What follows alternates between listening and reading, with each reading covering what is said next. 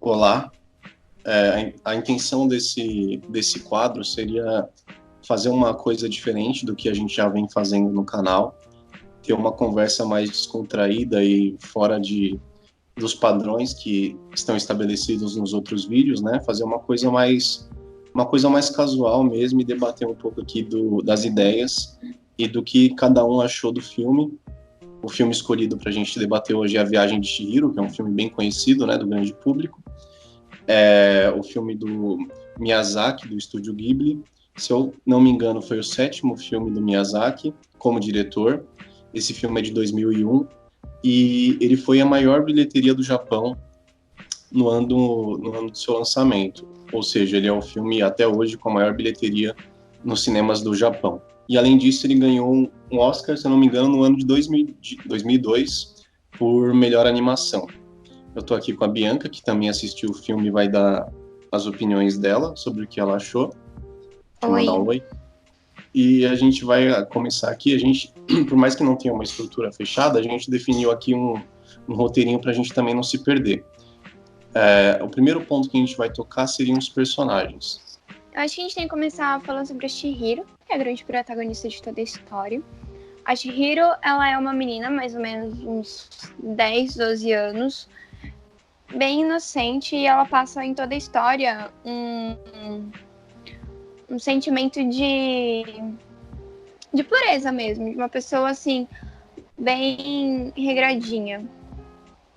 Eu acho que a Chihiro, né, como o próprio filme diz, é a protagonista do filme, e no decorrer dela, dentro do filme, a gente vê que ela tem um aspecto da personalidade dela, que é um aspecto, acredito por conta dessa pureza que ela transmite, de cativar as pessoas que estão no entorno dela, né? Você vê que ali, né, no começo do filme, ela é uma pessoa e no final do filme ela se torna outra totalmente diferente. E por isso que a gente tem a viagem, mas a gente vai tratar disso melhor na história. Depois a gente tem o Haku. O Haku é um espírito, o espírito do rio, não o único que a gente vê na obra. E eu acredito que ele seja o grande contraponto da Chihiro. E mais do que contraponto, ele serve como, eu acho que o ponto de alavancagem dela, né? Eu não sei se contraponto. O Haku, ele tem uma ligação com a Chihiro, que é uma coisa também que a gente vai tratar um pouco melhor depois, de proteção. Então, eu não vejo muito ele mostrar essa diferença tão grande com a personalidade dela. Sim, tipo, ele tem uma personalidade bem mais gananciosa, bem mais com vontade de poder mesmo, porém, ele não é uma pessoa má. Ele passa a impressão de ser uma pessoa má. Eu não acho que ele seja mal também. O que eu quis dizer com contraponto é que ele é o personagem que ela contracena para ela mesma adquirir uma maturidade maior depois no final do filme. Talvez a palavra que eu tenho usado não seja mais adequada. E ele é um espírito do rio e ele é o discípulo, né, da Yubaba. A Yubaba é a pessoa que é responsável pelo hotel, pela pousada sobrenatural que a Chihiro começa a trabalhar. Né? Na realidade é uma casa de banho, né? Uma casa de banho. Ela é a grande dona dessa casa de banho e ela exerce um poder muito grande em cima dos funcionários. Ela é a dona da casa de banho e é uma casa de banho sobrenatural, né? A grande maioria ali, eu acho que todos que estão ali são espíritos das mais diversas origens possíveis. E nesse sentido a gente vê que tem muita influência, né, da cultura japonesa, porque a gente vê muitos espíritos que são provenientes da cultura, né, da tradição japonesa, e ela é a dona daquilo tudo, e ela é uma bruxa, além de ser a dona daquilo, e ela que comanda a administração da pousada. Depois a gente tem o bebê é o filho, né, da Yubaba, até onde dá para entender. Uhum.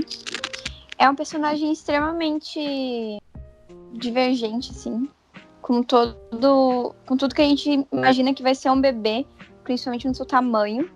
Eu acho que o grande choque dele é o que ele passa de visual. Uhum. O bebê, ele é um personagem paradoxal, né? que nem a gente estava discutindo antes, por mais que ele seja um bebê, ele não tem nada de bebê, a não ser as feições dele, né? Toda a estrutura corporal dele está muito mais para um gigante do que para um bebê no sentido biológico da palavra, assim. Além disso, a gente tem os dois últimos personagens que eu acho que compõem ali o quadro geral do desenvolvimento da narrativa, que é a irmã da Yubaba, que basicamente é a antítese, né, da Yubaba, que a gente pode acompanhar no filme. E tem o Sem Rosto, que, aliás, é o personagem, né, que eu tô aqui na foto do perfil, que ele não fica muito bem claro se ele é um espírito. Acho que ele é um espírito, né, também. É o espírito sem rosto. Ele é um espírito. Se não me engano, é assim que eles chamam. Isso, que basicamente ele é um acumulador, né, das experiências e das emoções alheias, e além de acumulador, eu acredito que ele funciona como um potencializador daquilo que está em torno dele, né? Acho que é realmente isso, ele serve como uma esponja. O que ele sente do ambiente, o que o ambiente mais exala, é o que ele dá. Tanto que eu acho que no ponto da história a gente vai conseguir descrever isso de uma forma mais clara, porque agora fica um pouco subjetivo demais. Sim, entrando na história, a história, ela não, na minha opinião, ela não apresenta, assim, grandes inovações num certo sentido narrativo. Na verdade, ela é uma história, na minha opinião, bem comum, assim. Eu acredito que o mais espetacular da história em si é o jeito como ela é montada e a construção daquele mundo sobrenatural pra gente, assim. Ainda mais a gente, como ocidental, a gente não tem contato com grande parte da mitologia que é apresentada pra gente no livro. No livro não, no filme. Exatamente, na história. Mas a história em si, ela não tem grandes plot twists, assim, não tem grandes reviravoltas.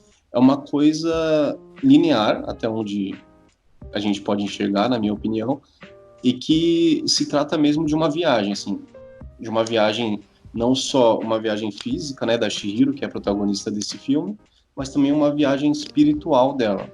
Bom, mas isso também vem muito do fato de ser um filme não totalmente voltado para o público infantil, mas também com essa classificação.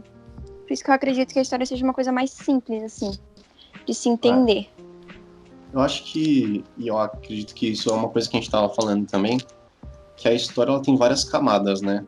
E dependendo da sua faixa etária, você consegue enxergar uma camada diferente daquela que você enxergava enquanto você era mais novo. Por exemplo, é uma coisa que a gente estava até debatendo, o Sem Rosto. Ele é uma figura que dá medo quando ele está transformado lá naquela última forma dele, onde ele aglomerou toda a ganância ali do hotel e toda a luxúria e tudo aquilo que está acumulado de ruim, né, em questão de sentimentos ali da pousada. Ele é uma figura que dá medo se você é criança. E ele ainda pode ser interpretado como um monstro ali daquela situação, daquela cena. Só que quando a gente vê isso depois de um tempo, assim, quando a gente tem um pouco mais de maturidade, senso crítico, a gente consegue ver que, na verdade, ele não é um monstro. Na verdade, quem são monstros são os indivíduos que estão em torno dele, alimentando aquela ânsia que ele tem de agradar, né, os outros. Exatamente, de se sentir parte do ambiente. O Sem Rosto, visualmente, ele ainda assim é assustador. Independente da sua faixa etária, é um personagem que te incomoda quando você tá assistindo. Só que com o desenvolver do filme, você vai ficando até um pouco simpatizante dele. Porque, principalmente no final, a gente começa a sentir um pouco de pena até do espírito. Mas eu acho que essa é a questão, por exemplo. Uma criança, ela vai interpretar ele como um vilão. E como uma coisa horrorosa. Só que a gente, tendo uma idade, uma maturidade maior, a gente consegue interpretar aquele personagem como uma outra coisa. E ter sentimentos por ele que a gente não teria em uma outra idade. E isso que eu acho que é interessante da construção narrativa do filme, entendeu? Que pode significar muitas coisas para pessoas de diferentes idades. Bom, vamos falar um pouco de como a história se desenrola? Tudo começa com uma mudança de casa da Chihiro e da família dela. Eles estão se mudando de cidade e quando eles estão chegando perto da casa nova, eles se deparam com um túnel na estrada. Quando eles atravessam essa estação de trem, na realidade, tem um túnel, no final do túnel tem uma estação. Quando eles passam essa estação, eles estão em um ambiente totalmente diferente do que eles estavam antes. Eu acho que foi até uma coisa que a gente comentou também. Antes, eles estavam em uma floresta, assim, bem densa. Aí, quando eles passam pela outra porta, eles estão num campo, gramado só. E é aí que eles encontram a cidade que fica a casa de banho da Yubaba. Só que durante o dia, nesse universo, o nosso dia é a noite deles. Então, durante o dia, eles não veem nada. Nas ruas só veem os estabelecimentos. E é aí que começa tudo. Que os pais da Chihiro, eles estão com fome. Eles acabam desobedecendo uma regra, que é comer sem pagar e sem pedir antes. Enquanto isso acontece, Chihiro tá rodando pela cidade e encontra o Haku. Aí o Haku meio que fala pra ela ir embora. E quando ela vai encontrar os pais dela, eles se transformam em porcos. Eu acho que esse é o primeiro grande acontecimento, assim, que choca no filme. Porque você vê que quando a pessoa desobedece, assim, uma grande moral que eles tentam passar, elas acabam se transformando em animais nesse universo. Eu não sei. Eu acho que esse é o primeiro grande ato mesmo, né? E a partir daí que o filme todo se desenvolve. E nesse começo a gente consegue já ver algumas dinâmicas interessantes, né? Entre os personagens.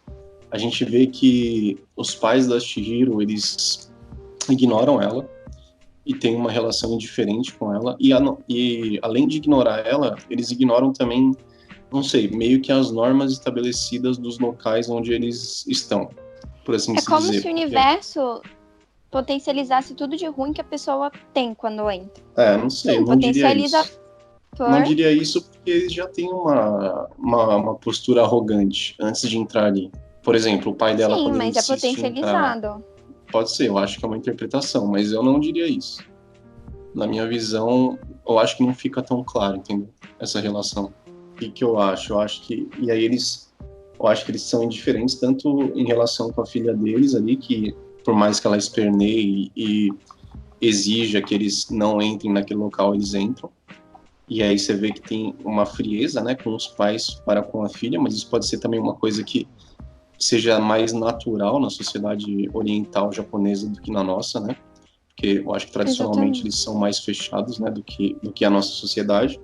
Mas ao mesmo tempo que a gente consegue observar essa indiferença deles, a gente vê também uma falta de maturidade da Chihiro, né, nesse começo. A gente vê que ela é uma garota que chora muito, que esperneia muito, bem birrenta, bem mimada, e nesse sentido a gente consegue desdobrar alguns acontecimentos que vêm depois na obra. E aí, como você falou, eles, na verdade, eu acho que eles nem desobedecem algo, né? Porque não tem nenhum aviso ali que eles não podem comer, mas é implícito, né? É uma coisa que você não chega É no como se restaurante fosse e uma sai regra de comendo. boas maneiras É, mesmo. exato. E além de tudo, a comida não é para eles, né? Pro tipo de pessoas que eles são, não é para seres humanos. Exato. E aí eles chegam comendo e eles viram porcos ali, como se fosse um karma, né, instantâneo. E aí pode ser que aí nesse instante se encaixe o que você falou. A comida pode ser que tenha exacerbado aquilo que estava dentro deles. E aí sim eles se transformaram em porcos, entendeu? Não o Sim. ambiente, talvez a comida que eles comeram ali naquele momento, assim como tem a comida mais no final, que é o espírito do rio que dá para Shihiro, que a pessoa come e tira tudo de ruim que está dentro deles, lembra? Que acontece com o Sim, rato. o espírito Pode do ser rio. que pode ser que nesse momento a comida extrapole tudo de ruim que está dentro deles, seja o inverso, entendeu? Uhum.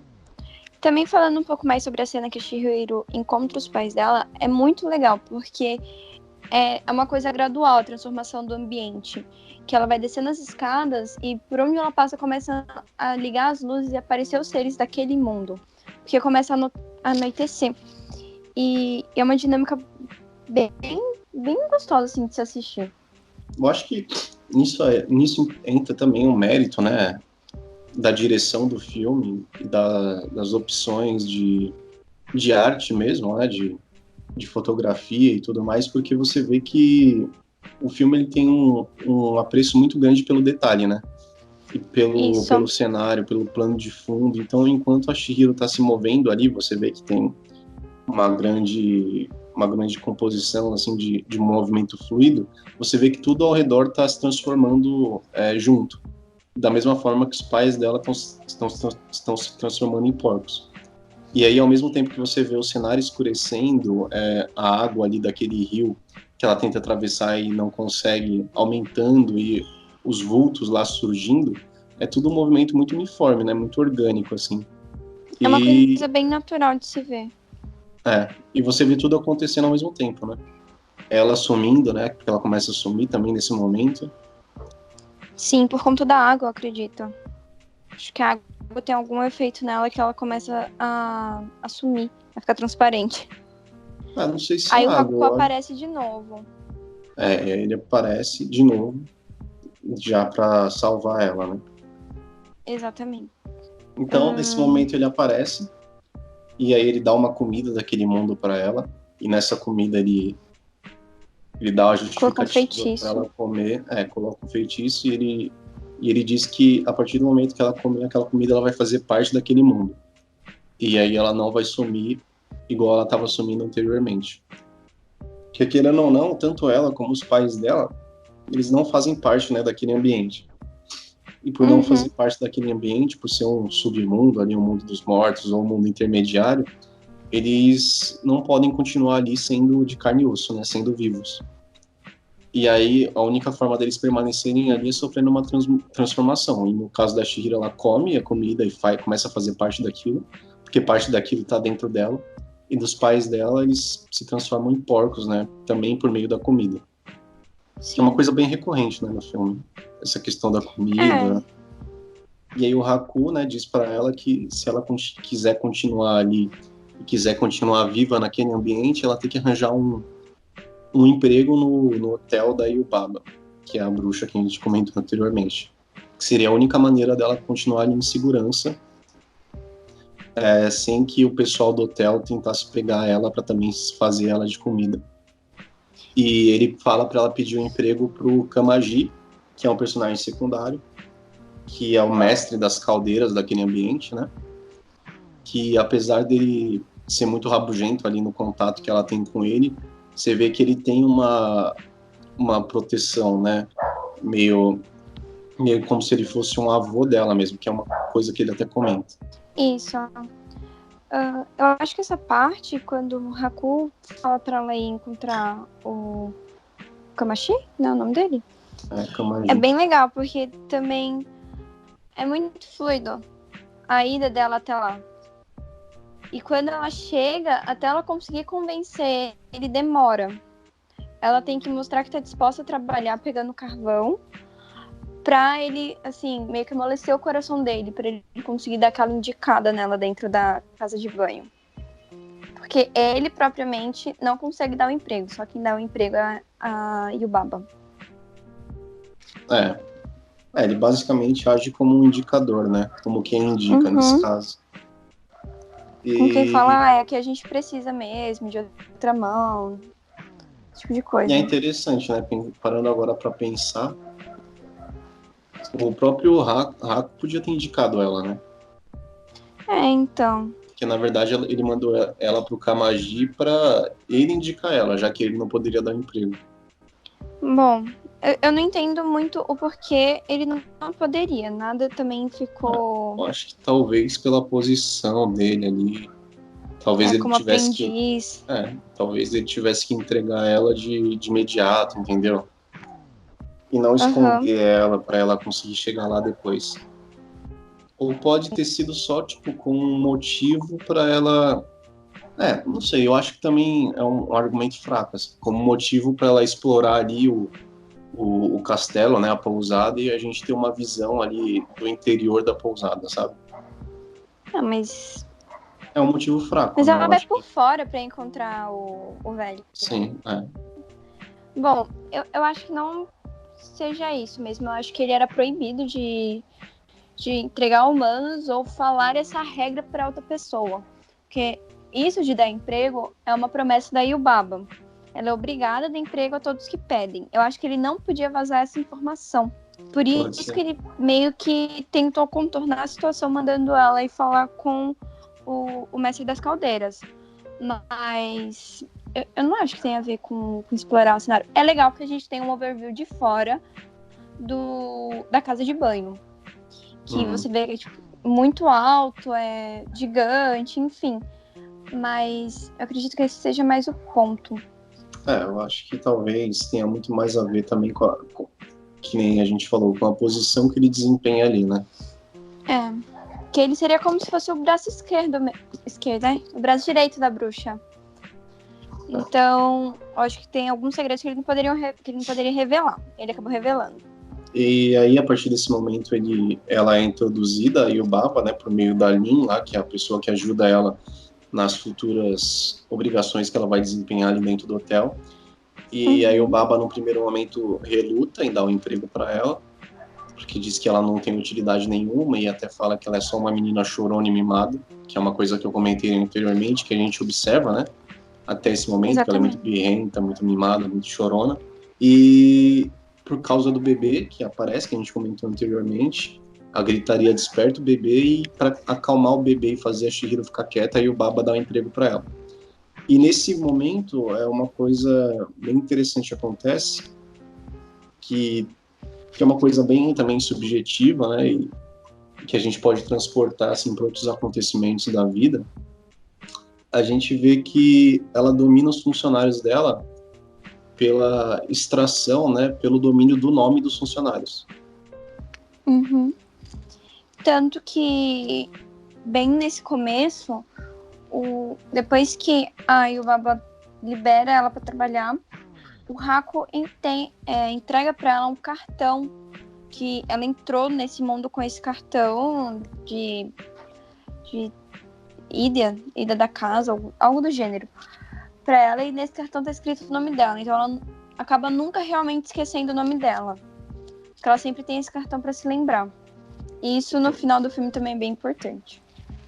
O que acontece é que a partir do momento que ela domina o nome das pessoas que ela emprega, ela retira a individualidade daquelas pessoas, né? Porque o nome, no final das contas, é a prova mais ínfima de individualidade que você tem. A partir do momento que você nasce, você já tem um nome, muitas vezes, né? E a partir daí você começa a construir a sua individualidade.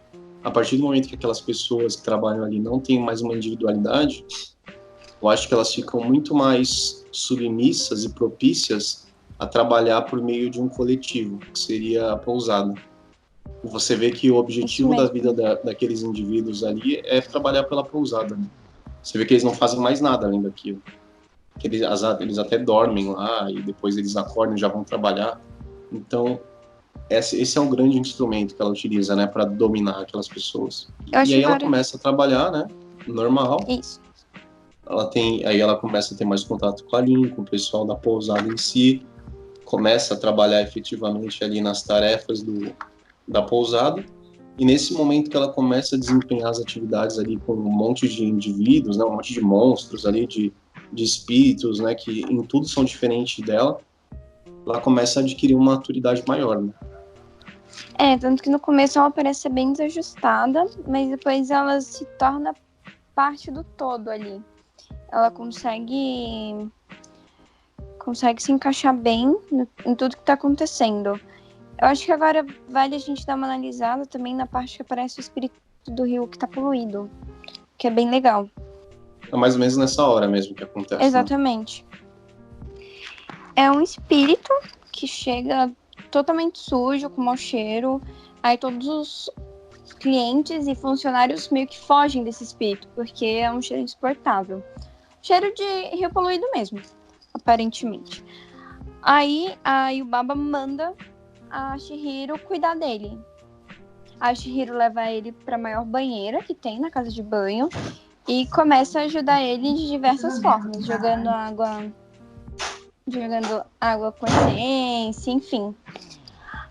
Nessa, que quanto mais água ela vai jogando, mais sujeira vai saindo e mais sujeira aparece que vai surgindo no espírito, ela se agarra num guidão de bicicleta, se eu não me engano, e puxa. E depois disso, é como se toda sujeira tivesse saído do espírito. É uma cena bem engraçada até, porque vai sujeira para todo lado. Então ela tem um encontro com esse espírito. Esse espírito do rio fica tão agradecido que entrega para ela meio que um bolinho. Não se diz do quê, mas é um bolinho que depois ela vai usar em diversas outras situações. Após essa visita do espírito do rio, é quando começa a grande caça ao ouro, no meio da sujeira que o espírito deixou. E é quando o Sem Rosto começa a realmente ter uma participação mais ativa no filme. O espírito do rio, na verdade, né, é uma alusão, uma metáfora bem clara, né, da poluição que as pessoas, os seres humanos promovem nos rios, né? E aí, para se livrar dessa poluição e para se despoluir, ele vai até a pousada e depois ele dá o bolinho, que é esse o termo que eles usam mesmo no filme, para Chihiro, e esse bolinho, curiosamente, propositalmente, tem o poder de despoluir, né, as pessoas e as coisas, que é para isso que ela utiliza depois. E o espírito sem rosto, ele já está ali imerso ali dentro da pousada porque a Chihiro deixou ele entrar. E ali naquele ambiente, ela foi a única que deu um gesto, né, de bondade para ele. Ele é um indivíduo lá, um espírito bem observador. Ele vê que os funcionários ali do hotel, após o espírito do rio ter ido embora, eles buscam o ouro que aquele espírito deixou ali. E aí a gente também pode fazer uma alusão, tipo, de mineração de aluvião, né, onde os mineradores faziam aquela peneiragem nos fundos dos rios, né, para achar ouro. Pode até ter a ver com isso, né? Tanto que você vê que é uma coisa bem... como se fosse uma febre coletiva ir atrás desse ouro, porque todos os clientes e funcionários começam a remexer na lama e na sujeira que o espírito do rio deixou, atrás dessas pequenas pedrinhas de ouro mesmo. E aí você vê que o espírito do rio percebe isso, e ele percebe que o ouro é uma coisa que atrativa... O espírito sem rosto. O espírito sem rosto, ele percebe que o ouro é uma coisa atrativa para aquelas pessoas, e que por meio do ouro as pessoas ficam gratas e devolvem favores para ele.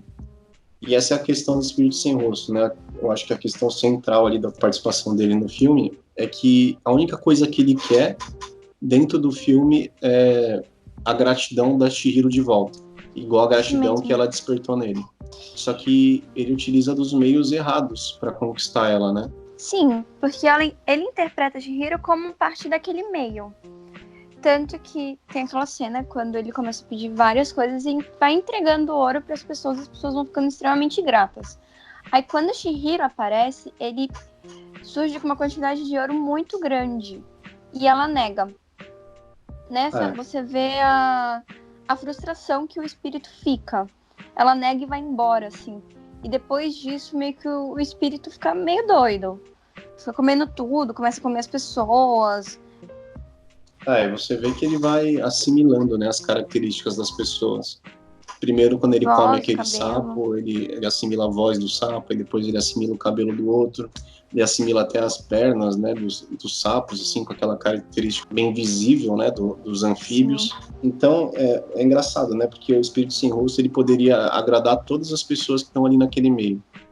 Só que a única que ele não poderia agradar com ouro era aquela que ele queria agradar, que é a Chihiro. Talvez, se ele estivesse num ambiente onde todas as pessoas não se importassem com ouro e a Chihiro se importasse com ouro, ele não conseguiria agradar ela mesmo assim, porque como ele é uma esponja do ambiente que está ao redor dele, ele não consegue interpretar a individualidade das pessoas, né? Mas essa não foi a primeira vez que o espírito sem rosto tentou agradar a Chihiro de alguma forma. Ele também tenta entregar uma grande quantidade de sais de banho para ela, e ela pega só um e fala que aquilo é o suficiente. E eu acho que essa foi a primeira vez que ele ficou frustrado. Aí ele tentou esse negócio do ouro também e não conseguiu, ele ficou mais frustrado ainda, aí enlouqueceu. Sim. Nessa questão dos sais de banho, você já vê que tem uma característica bem forte de como que ele age, né? Porque ele dá um para ela primeiro, tanto que o sapo lá, que era o capataz, não queria dar para ela justamente limpar lá o espírito do rio que está poluído. Aí ele dá um para ela e ela fica grata. E aí ele, vendo que ela ficou grata com aquela ação dele, ele pensa que a quantidade, né, uma maior quantidade daquilo que ele deu para ela, que fez ela ficar grata, vai fazer ela ficar mais grata ainda. Só que não é assim que funciona. E por não Exatamente. saber, né, eu acho que o espírito sem rosto ele é tão puro, assim, em essência, como o próprio Shihiro. Ou talvez até mais, porque ele não entende ali a dinâmica, né, de como funcionam as relações entre as pessoas. Ele parece muito inocente. É, E ser no primeiro fácil momento, né, de... no estado puro dele. Exatamente, eu acho que logo no começo, quando ele só fazia algumas aparições e entrou na casa de banho, ele parecia muito inocente. Eu acho que essa inocência dele foi se perdendo após a primeira negativa da Chihiro quanto ao sair de banho. Aí depois ele Sim, começou a ver mais, aí ele começou a se corromper com o que o ambiente entregava, que sim. era essa ganância, enfim. E aí, a partir desse momento, a Chihiro, eu não lembro se foi antes ou se foi depois, ela vê o Haku, né, na forma dele de dragão, porque o Haku, além de um espírito do rio, ele pode se transformar num dragão no japonês, ou chinês, né, eu acredito que seja mais chinês do que japonês. E aí, nesse É, momento, ele tá ferido, ele tá voltando de algum lugar que ela não sabe ainda onde, e ele tá sangrando, ele tá mal, ele até cai ali naquele ambiente onde a Chihiro dorme, e depois ele voa lá para onde a Yubaba fica. E ela vai atrás dele, e ela vê que ele tá morrendo, né? isso. Aí, quando a Chihiro toma a ciência que o Haku tá mal, que ele tá quase morrendo mesmo, é quando ela começa a tomar atitudes mais maduras dentro da história. Quando ela começa a pensar por si só mais, eu acho. Que é quando ela decide ir atrás da irmã da Yubaba para salvar o Haku. É, porque ele tá morrendo justamente por ter ido fazer uma missão pra Yubaba, para roubar um selo da irmã dela, da irmã gêmea dela. Ele consegue roubar esse selo, mas ao mesmo tempo que ele rouba o selo, ele acaba ficando com uma maldição ali que tá matando ele. Só que antes de ir, ela dá um pedaço do bolinho que o espírito do rio deixou com ela Sim. pro Haku. Acho que ela chega a ver até. Ele vomita um bicho, como se fosse um inseto, e ela mata. Só que depois disso ele fica desacordado, então ela sai. Mas ela estava saindo achando que só a irmã gêmea da Yubaba ia conseguir salvar ele, quando na realidade ela já tinha salvo ele. Isso é interessante, né? Uhum.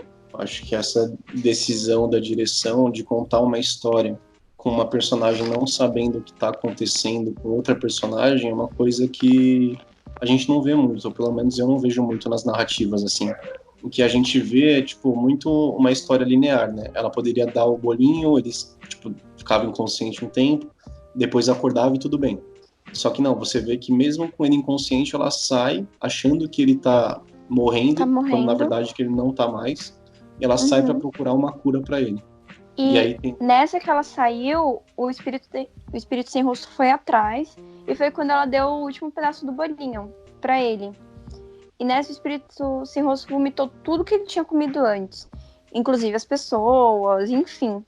E nessa ele volta a ser o que era também. Né, ele volta ao estado original dele. Uhum. E nessa interação que a Chihiro tem com o Haku enquanto ele tá morrendo, um pedaço da irmã da Yubaba, né, uma projeção dela, um holograma aparece e transforma o bebê em um rato. E as cabeças lá que ficam no escritório da Yubaba, ela transforma no bebê, né, elas transfiguram as cabeças no bebê. Uhum. E o corvo lá da Yubaba, eu não sei muito bem o que é aquilo, um urubu, ele vira um passarinho. E aí esse grupo é o grupo que sai em busca da irmã da Yubaba para procurar a cura para o Haku, que na verdade já está curado. E aí vai o bebê, transformado em rato, passarinho e o sem A rosto, né, junto. Chihiro. É Uhum. Chihiro. E todos eles pegam um trem pra encontrar a irmã da Yubaba. E aí eles chegam lá, a irmã da Yubaba dá a resposta para ela que, na verdade, o Haku já estava curado, né? Não era uma coisa assim? Uhum. Sim, que no momento que a Shihiro tinha matado aquele bichinho que tava dentro do Haku, ele tava curado, porque era esse bichinho que a Yubaba colocou dentro do Haku que o matava lentamente, que exercia o poder da Yubaba em cima do Haku. Você vê que a irmã da Yubaba, na verdade, a antítese da Yubaba, né? Totalmente diferente da Yubaba. É como se fosse uma avó mesmo, assim, uma pessoa super bondosa que ajuda os outros, faz até tricô ali naquela hora, que é bem o estereótipo, assim, de avó, né? Enquanto a Yubaba é gananciosa e ambiciosa e tem todo um prédio, né, uma mansão lá, pousada gigantesca, cheia de decoração e tudo mais, a serviço dela, enquanto a irmã dela vive numa casa de campo isolada, sem luxo e sem nada. Que é Uhum. até engraçado, porque a retratação que o pessoal, na verdade, o retrato que o pessoal da pousada da Yubaba faz da irmã dela é muito negativo, né? Que faz você imaginar que ela é, nossa, uma bruxa terrível. Só que, na verdade, quando eles chegam lá, você vê que não é nada disso. Assim, na minha percepção, em nenhum momento o filme mostrou ela como uma personagem bondosa. Assim, eu acho que ela é tão safa quanto a Yubaba, só que as duas têm esse grande contraponto na ganância de ter coisas mesmo, nessa vontade. Enquanto a Yubaba tem muito ouro, muitas pedras preciosas, a irmã não tem. Mas dizer que ela é bondosa, eu não acredito nisso. Eu acho que ela ainda assim é dura, mas ela não é tão gananciosa quanto a irmã. Pode ser. E aí o espírito sem rosto, ele fica lá, né? Uhum, com ela. Com ela. E você vê que uma coisa que o espírito sem rosto estava buscando ali durante o filme era mesmo um lugar para ficar, né? Um lugar que ele pudesse se tornar parte sem prejudicar as pessoas. E ali com ela parece que é esse lugar o ideal para ele. E depois a Chihiro volta, ela descobre que o Haku tá bem. O Haku ele faz ali um acordo com a Yubaba de se a Chihiro acertar quais são os pais dela no meio daqueles porcos, ela poderia voltar para casa. E ela acerta, né? Os pais Isso. dela, na verdade, os pais dela não estão no meio daqueles porcos, que é uma condição daquele mundo que a Yubaba não pode desfazer, que ela não poderia desfazer a maldição que estava nos pais da Chihiro. A Chihiro tinha que ganhar a aposta. Ela ganha, os pais dela são destransformados Mas e ela assim, também volta. tem um grande ponto que a Yubaba não queria revelar se a Chihiro estava certa ou estava errada no final da aposta. Quem obrigou a Yubaba realmente a seguir com a palavra dela foi o bebê. Porque assim que a Chihiro e essa trupezinha dela voltou pra casa de banho, o bebê voltou à sua forma natural. Ele tinha o poder de se transformar agora em rato e voltar a ser bebê quando ele quisesse. Não, acho que E não. eu acho que sim, pelo que eu entendi, quando a irmã da Yubaba falou, quando eles chegaram lá e pediram pra se transformar, ela falou que vocês podiam se destransformar na hora que eles quisessem. Mas não transformar de novo. Ah, eu entendi que poderia, porque ele virou bebê e voltou, se eu não me engano. Se eu lembro. Bom, enfim. Aí você vê que o bebê toma uma atitude muito. Não mais como o bebê, aquele bebê chorão e mimado do começo do filme. Ele parece realmente uma pessoa mais madura. É, o bebê ele advoga, né, em favor da Chihiro. E Uhum. aí a Chihiro ganha a aposta, os pais dela são destransformados e ela volta para a vida dela. Só que a questão central de toda essa história, como o próprio nome do filme diz, é a viagem, né? Tanto a viagem Exatamente. da Chihiro como personagem, quanto do bebê que acompanhou ela, quanto a nossa viagem como espectador daquela obra. A gente viaja de uma maneira que a Chihiro não viaja. A gente viaja dentro daquele mundo, né? Repleto de detalhes, de personagens interessantes, de histórias. E a Chihiro, ela viaja inserida nesse mundo criado, e ela viaja para um desenvolvimento pessoal dela, né?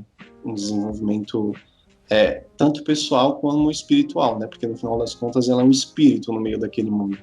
E no final você vê que ela é uma pessoa totalmente, ela ainda conserva, né, a pureza e a inocência dela do começo do filme, só que você vê que ela é uma pessoa muito mais resoluta e determinada no final do filme. Ela parece não ser mais aquela criança bobinha que entrou no mundo. Você vê um grande amadurecimento da personagem mesmo. Uhum.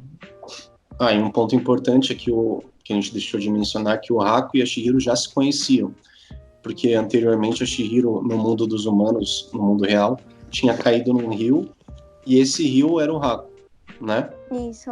E E por tanto que isso que ela... eles têm esse laço desde o começo do filme, porque É, se você olhar friamente, não tinha nenhum outro motivo pro Haku querer ajudar a Chihiro quando ela entra nesse mundo. e você vê que naquele momento no mundo dos humanos ele ajudou ela, né? Uhum. E ali no mundo dos espíritos, ela ajudou ele falando o nome inteiro dele, que ele não se lembrava. E no momento que ela fala o nome dele, a dominação que a Yubaba exercia nele quebra. Então ele começa a ter uma vontade própria ali, né? Ele começa a ser independente. E no final das contas, eu acho que essa é uma história de desenvolvimento pessoal, né? Uma história fantasiosa sobre amadurecimento num estágio difícil da vida, né? Que seria esse da pré-adolescência, assim. É uma história muito bem construída, muito bem feita, o cenário é muito bonito. Não é o tipo de coisa que eu assistiria normalmente, mas foi muito legal sair um pouco da minha zona de conforto de filmes.